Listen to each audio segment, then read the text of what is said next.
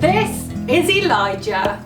Hello! Elijah was a prophet, which means it was his job to talk to God and tell God's people what God had said. He was a prophet in Israel, which was being ruled at the time by King Ahab and his wife Jezebel. They were the most wicked leaders Israel had ever had, and they didn't care about what God had to say. They made Elijah's job very difficult.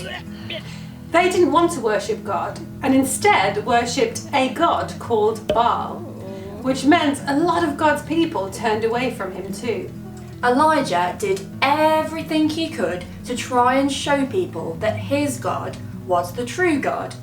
But this only led Ahab and Jezebel getting angrier and angrier at Elijah. Jezebel sent Elijah a message that she was going to kill him, and so Elijah ran away.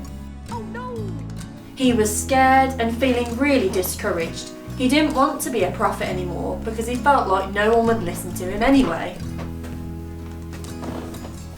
He lay under a tree and said, "I've had enough, Lord." And then he went to sleep.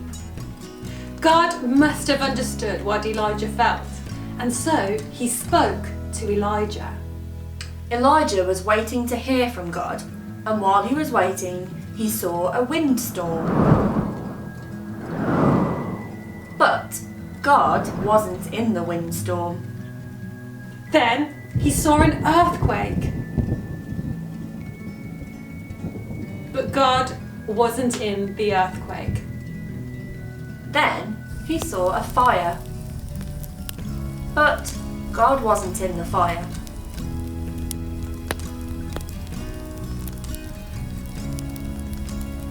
Then he heard a gentle whisper, a still, small voice, and that is when he heard God.